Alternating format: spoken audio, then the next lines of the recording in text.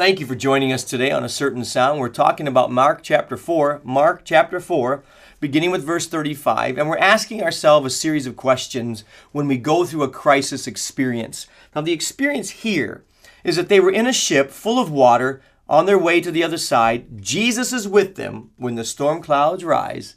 I like that song. He's right there by my side when I hear the thunder roll. He holds my hand when I begin to tremble. When the winds of this world are blowing strong, Jesus is with me. Hallelujah. The questions we're asking ourselves in crisis are these. Number one, how did I get into this mess? Number two, who is with me in it? Is there anybody there? And number three, why am I going through it? Well, there are reasons why we go through storms. And the first reason we realize is simply this, that he's trying to teach us something, isn't he? So what are the lessons he's teaching us that help us to see why we're going through a storm?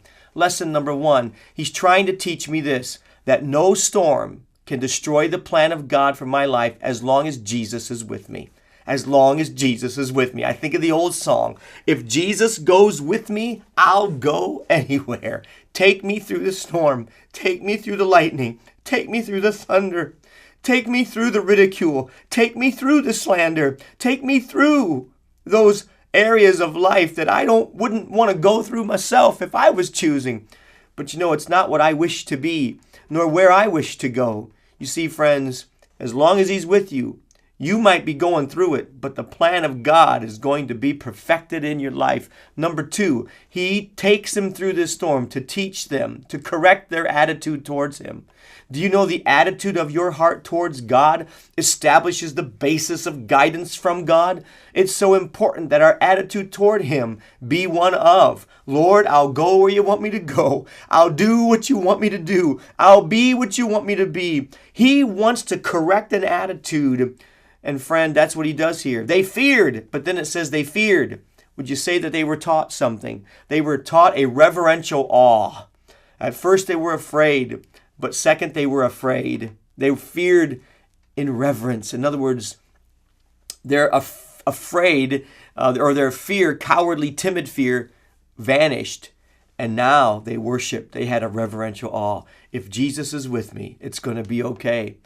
My pastor used to say to me, God's opportunity is created by your attitude towards him. Did you know your attitude towards God creates an opportunity for God? So if you can allow the storms of life to correct your attitude towards God, what's that? My attitude towards him should be this. Lord, you work all things together for good.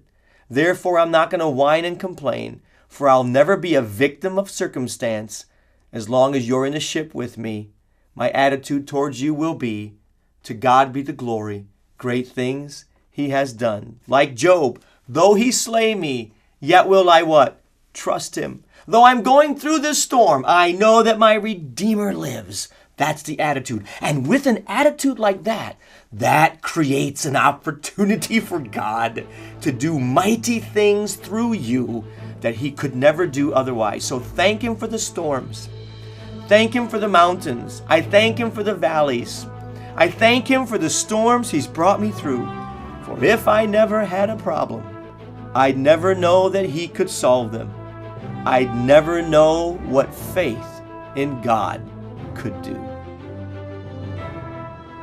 Thank you for watching A Certain Sound Daily Video Devotional. Be sure to sign up for the iTunes podcast or daily email of A Certain Sound when you visit us online at www.acertainsound.com. A Certain Sound is a ministry of Word of Truth Christian Center in Bowling Green, Ohio. On behalf of Word of Truth Christian Center, I'm Sonetta.